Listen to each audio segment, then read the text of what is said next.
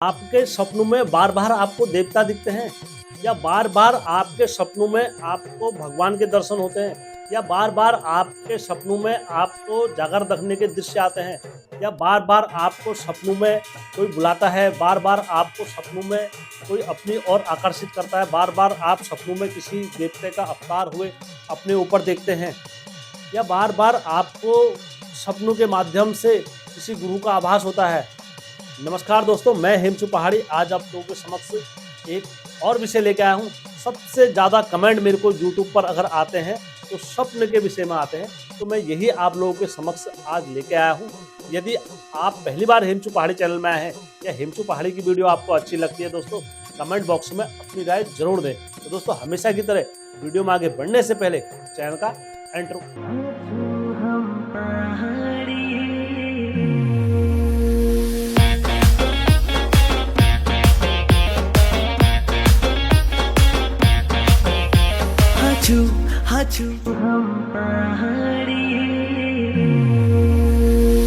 जय बिरकारा बजरंगी, हर हर हर हर हर हर हर महादेव। आप सभी भक्तों पर महादेव की कृपा और बजरंगबली का आशीर्वाद हमेशा बने रहने चाहिए दोस्तों। तालाब में आगे बढ़ने से पहले मैं आप सभी से विनती करता हूँ, गुजारिश करता हूँ, रिक्वेस्ट करता हूँ, यदि आप लोगों के पास भी कोई ऐसा ज्ञान है जो उत्तराखंड के देवी देवताओं की कहानी से रिलेटेड, या आपको उत्तराखंड का कोई ऐसी नॉलेज है जिसे आप चाहते हो कि समाज तक साझा जरूर करें, तो आप हेमचू पहाड़ी के साथ अवश्य साझा करें। मेरा यकीन माने दोस्तों, मैं उस कथा को या आपके ज्ञान को सत्य समझ के ही चैनल पर अपलोड करता हूं दोस्तों। आइए दोस्तों, आज की वार्तालाप प्रारंभ करते हैं हम लोग। दोस्तों, हमारे पहाड़ों की परंपरा में सपनों का महत्व क्या होता है? हमारे पूर्वज लोग और हमारे दादा परदादा लोग जो हमें बताते थे, मैं वही आप लोगों के समक्ष रख रहा हूँ। पहले के समय में क्या होते थे, कोई बाज यंत्र या फोन ऐसी चीज़ें नहीं हुआ करती थी, तो लोग अपनों को किसके माध्यम से याद करा करते थे? दिल से दिल का अटैचमेंट होता था। तो जब भी उन्हें किसी अपने या परिजन से कोई बात कहनी होती थी, तो वो उन्हें सपनों में उन्हें दुख परेशानी देखते थे, तो वो क्या काम कराते थे? देवता हमारे क्या काम कराते थे? उनको सपनों में वो अपने देवता से बोलते थे, देवता उनकी परेशानी आपको सपनों के माध्यम से यहाँ कहते थे। तो उसके बाद जब चिट्ठी लिखा करते थे, तो चिट्ठी के माध्यम से उनके पास संदेश जाता था कि मैंने ऐसा ऐसा सपनों में देखा, क्या तेरी कुशवास सही है? तो वो अपनी परेशानी सपनों के माध्यम से उनको बताते थे। पहले से ऐसे सपनों के माध्यम से ट्रांसफर होती थी कहानियां और एक दूसरे की बातें, क्योंकि दिल से दिल जुड़ा रहता था, तब उनको सपने। हमारे उत्तराखंड में क्या होता था, पहले से स्वप्न के माध्यम से, जैसे किसी देवता से आपका लगाव है या कभी देवता आपको, जो देव शक्ति आप पर खेलती है, तो वो आपको स्वप्न के माध्यम से कोई चीज़ें चिताना बोलते हैं। जैसे कोई आपके लिए जादू कर दे, या कोई आपके प्रति षड्यंत्र कर दे, या आपके प्रति कोई ऐसा दुर्व्यवहार करने वाला हो, तो देवता क्या करते थे? आपको स्वप्न के माध्यम से चिता देते थे। तो वो जब भी आप कुछ ऐसा कार्य होने वाला था, तो उसके अनुसार वो करने वाला होता। जैसे किसी को सपनों में बोलते हैं मीठा खाना हुआ, तो उसका उद्देश्य होता था कि कोई तुम्हें सपनों में मिठाई के माध्यम से खिलाना आता है, और सपनों के माध्यम से किसी को कुछ भी, मतलब हर सपने का अलग अलग अर्थ है। जैसे लहसन देख लिया, या बिच्छू का काटा हुआ देख लिया, सांप का काटा हुआ देख लिया, या सपनों में शेर का देखना हो गया। हर तरीके, हर सपने का अर्थ होता था। जैसे सांप अगर आपको दिखता है तो बोला जाता है, कभी भी कोई डंगरिया जब अघोर वगैरह ज्यादा चीज कर देता है, तो उसको क्या होता है, सर्प दिखना फिर प्रारंभ हो जाता है। बहुत ज्यादा सर्प दिखेंगे आपको सपनों में। तो ऐसी हर चीज का उद्देश्य, हर चीज का हमारे पूर्वज जोड़ा करते थे। मैं आपको सारी चीज नहीं बताऊंगा यहाँ पर, क्योंकि मेरी भी कुछ बाध्यताएं रहती हैं, क्या चीज बतानी, क्या चीज नहीं बतानी है। क्योंकि बहुत सारे लोग मुझे बोलते भी हैं, भाई यूट्यूब पर इतनी सारी चीजें गुप्त ज्ञान मत बांटा करो आप। मुझसे कई सब्सक्राइबर लोग मेरे बोलते हैं, तो मैं उसके आधार पर ही आपको बता रहा हूँ। एक ये सर्प वाली बात आप अपने पूर्वजों से पूछ सकते हो। यदि आपके सपनों में सर्प दिखता है बार बार, तो जो डंगरिया होगा तो उसने अघोर करा है 100% का ही, तो वो सर्प को बार बार अपने सपनों में देखते हैं। तो ऐसे हर सत्य को हमारे पूर्वज क्या करा करते थे, सपनों के माध्यम से कोई निर्णय नहीं लेता थे। यार हमने सपना देख लिया तो इसको निर्णय मान लेते हैं, तो फिर उसको तथ्य और कठोर कसौटी पर उतारा करते थे हमारे पूर्वज लोग। पूर्वज अक्सर कहा करते थे कि एक सपना आए तो चलो मामूली बात हो सकती है, या विचारणीय नहीं हो सकता है। लेकिन एक स्वप्न अगर बार बार तुम्हें आ रहा है, बार बार तुम्हें किसी दिशा या कहीं को संकेत दे रहा है, फिर दोस्तों वह सपना विचारणीय हो जाता है। उस सपने पर मंथन करना बहुत अति आवश्यक हो जाता है। तो नंबर एक बात, हमें बार बार स्वप्नों के माध्यम से जागर क्यों दिखती है और इसका क्या अर्थ होता है। दोस्तों अब मैं बहुत महत्वपूर्ण बात कहने जा रहा हूँ। यदि किसी व्यक्ति को बार बार अपनी लोक परंपराएं दिखती हैं या बार बार जागर का दिखना स्वप्नों के माध्यम से होता है या बार बार किसी देवता का अवतार होना उन्हें अपने स्वप्नों के माध्यम से जताया जाता है, तो दोस्तों इसका अर्थ क्या मानते थे हमारे पूर्वज लोग, मैं वही आप लोगों के समक्ष रखने जा रहा हूँ। दोस्तों इसमें कई बार जो हमारी बचपन की बातें देखी हुई होती हैं उनमें सुमिरन करना होता है, या हमारे दादा की बचपन की जो कहानियाँ हमें बताई जाती थी पहले से, हमें उस पर विचार करना होता है, या कोई ऐसी मंदिर का रहस्य या मंदिर की हमने कहानी सुनी हो उस कहानी पर भी हमने विचार नहीं करना होता है, या ढोल ढमाओं की आवाज़ें सुनना या सुनकर मतलब उस चीज़ का गहन विषन करना, तो ये भी हमारे लिए सीखने का विचारणीय शब्द होता है। तो दोस्तों अब क्या होता है, जब हम ये सारी चीज़ें सीखते हैं और सीखने के बाद क्या होता है दोस्तों, कई बार बचपन की बातें, मैं आपको बचपन की बातों में एक थोड़ा सी कहानी के माध्यम से आपको समझाऊंगा। एक बार क्या होता है, एक हाथी एरावत होता है, एरावत हाथी होता है, तो वो क्या होता है, बचपन में उसको एक टाइट खंबे से बांधा जाता था और उसके पाँव पे इतनी मोटी जंजीर बांधी जाती थी, और वो जंजीर बांधी जाती थी तो वो जंजीर से जब भी वो जंजीर को तोड़ने की कोशिश करता था तो उसके पाँव पर सांसे पड़ जाते थे, और जितनी ताकत लगाता था वो उतनी ताकत से सांसे पड़ जाते थे उसके। तो अब क्या होता था, बाद में वही हाथी बड़ा हो गया, आप उसको जंजीर से नहीं बांधा करते थे, आप काई से बांधा करते थे, एक डोर से बांधा करते थे। लेकिन कभी हाथी ने उतना जोर लगाया ही नहीं उस पर। क्यों नहीं लगाया जोर उस पर?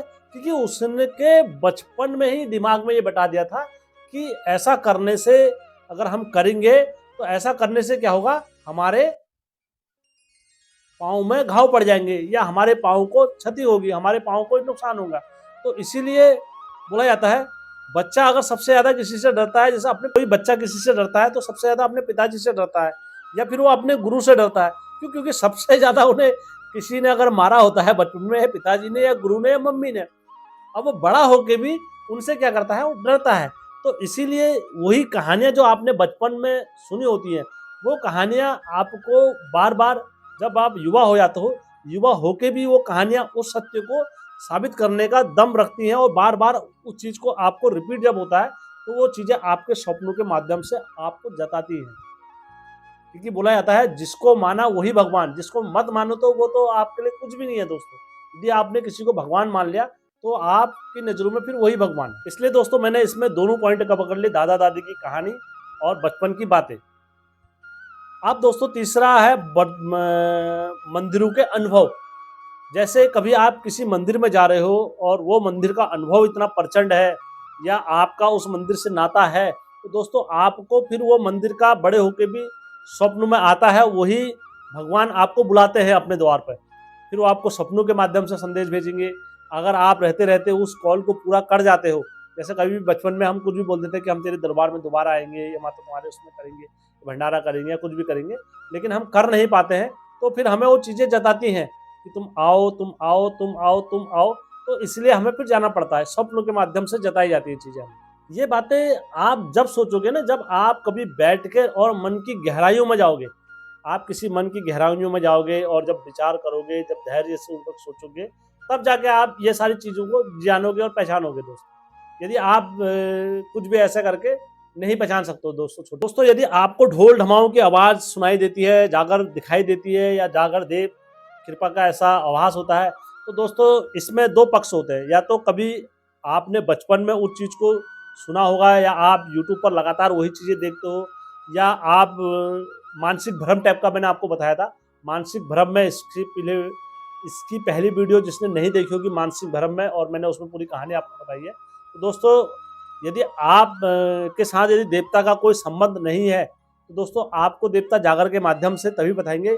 या तो आप जागर का देखना स्वप्नों में तभी माना जाता है, या तो आपके दादा परदादा ने किसी देवता को धौंस देने को कहा होगा या जागर देने को कहा होगा, या उनका कुछ ऐसा कार्य करने हेतु बोला होगा सपनों में जो केवल जागर और ढोल दमाओं से रिलेटेड है। तभी आपको वो सारी चीज़ें देवता, यदि आप इस योग्य हो चुके हो, अपने परिवार का दायित्व उठा रखा है आपने, तो आपको देवता फिर इस माध्यम से जताते हैं कि तुम्हारा एक काम पेंडिंग है, आप उस काम को करें। ये देवताओं का नियम होता है दोस्तों, जागर दिखना तभी स्वप्नों का एक संकेत माना जाता है। आप दोस्तों नंबर 2 की ओर चलते हैं। एक स्वप्न हमें बार बार क्यों दिखाई देता है स्वप्नों में? यहीं से क्या हो जाती है दोस्तों, वार्तालाप फिर रोचक प्रारंभ हो जाती है कि एक स्वप्न हमें बार बार दिखाई दे रहा है, बार बार हमें सपनों में आ रहा है।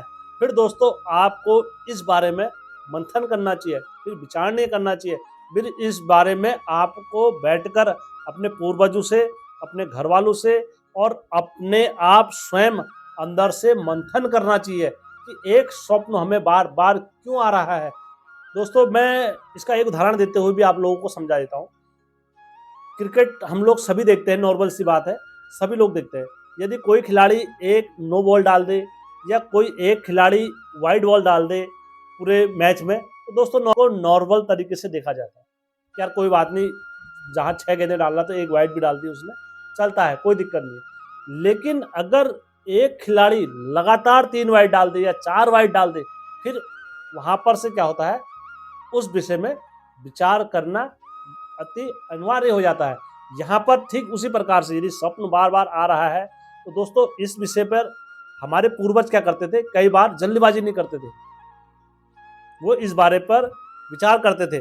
कैसे दोस्तों, यदि आपका स्वप्न आपको किस से जोड़ रहा है, आपने कई ऐसी धार्मिक पिक्चरें देखी होंगी, मैं नाम नहीं बताना चाहता हूँ उनका, कि वो सपनों के माध्यम से अपने पिछले जन्म में चले जाते थे और बार बार अपना किला आके देखते हैं, बार बार उन्हें उस स्वप्न में वो सारी चीज़ें देखते हैं। कोई किसी को मारा रहता है तो वो स्वप्नों में बार बार देखते हैं।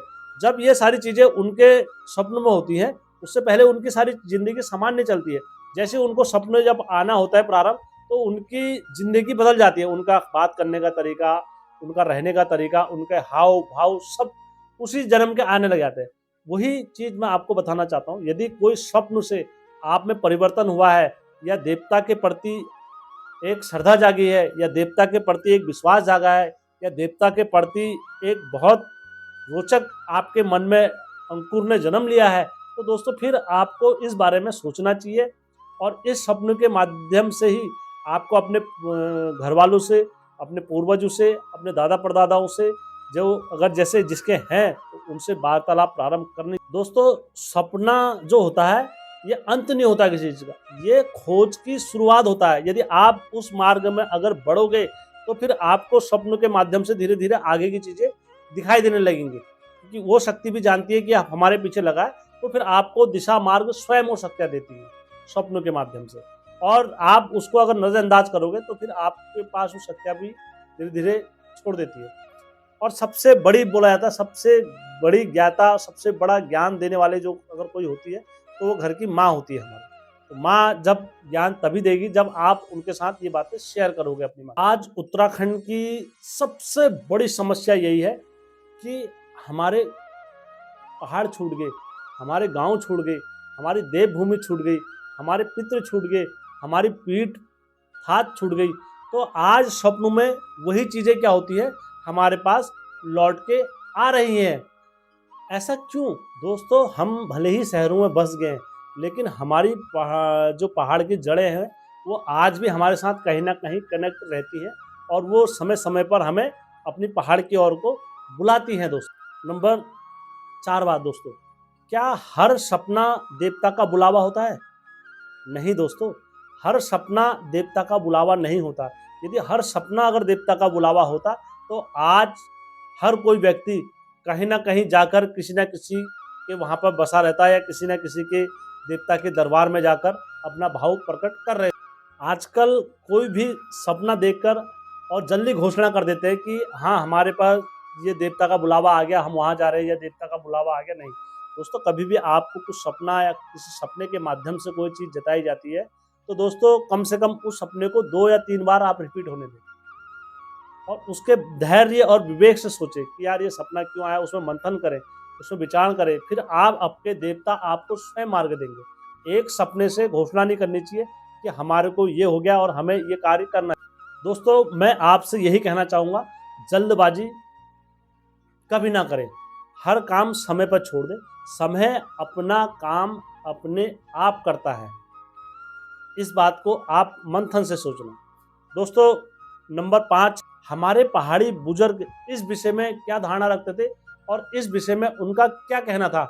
हमारे पहाड़ी बुजुर्ग, दोस्तों हमारे बुजुर्ग लोग जो कहते थे, यदि कोई सपना आपको आपकी जड़ों से जोड़ रहा है, आपको भक्ति से जोड़ रहा है, या आपको अंदर से या आपके अंदर से आपको सौम्य बना रहा है, या आपको बात करने का तरीका आपको सिखा रहा है, आपके अंदर से अहंकार मिटा रहा है, तो दोस्तों उस सपने को फिर सकारात्मक लेते थे कि एक देव संकेत है और ये एक देवता का इनके ऊपर अब धीरे धीरे अवतार होगा, उसको ऐसा सकारात्मक मानते थे। और यहीं अगर दूसरी तरफ आपको सपना अहंकारी पुरुष बना रहा है और दूसरे से भिन्न बना रहा है, आप कह रहे हो कि मैं ही श्रेष्ठ हूँ और मेरे बराबर कोई ज्ञानी पुरुष नहीं है, मैं ही दुनिया में ज्ञान दे रहा हूँ और जितने बैठे हैं अज्ञानी बैठे हैं और इनको कुछ ज्ञानी नहीं है, दोस्तों इसका फिर आपको बाद में इस चीज़ का वो होगा, दोस्तों फिर बाद में इस चीज़ का आपको बुलावा। दोस्तों ऐसी चीज़ों से आपको सावधान रहने की फिर आवश्यकता होती है। दोस्तों सच्ची भक्ति इंसान को सौम्य बनाती है, जबकि अहंकारी नहीं बनाती है, हर हमेशा याद रखें। अब मैं समापन की ओर बढ़ता हूँ। जैसे कि आप सभी को पता है, मेरे YouTube चैनल पर अधिकतर कमेंट सपनों के माध्यम से, सपनों पर ऐसा हो रहा है, सपनों पर वो हो रहा है, तो मैंने उन सभी भाइयों के लिए और अपने जितने मेरे सब्सक्राइबर थे, YouTube फैमिली के जितने मेरे लोग थे, उन सब के लिए मैंने ये वीडियो बनाया। यदि वीडियो आपको अच्छा लगा होगा या आपका कोई और अन्य विषय में अगर आप चाहते हो, तो दोस्तों आपका कमेंट की मुझे प्रतीक्षा रहती है और कमेंट जरूर डालना। दोस्तों यदि वीडियो आपको अच्छा लगा होगा, वीडियो में दी गई जानकारी आपको अच्छी लगी होगी, तो सबके साथ शेयर जरूर करना। जय उत्तराखंड, जय देवभूमि दोस्तों।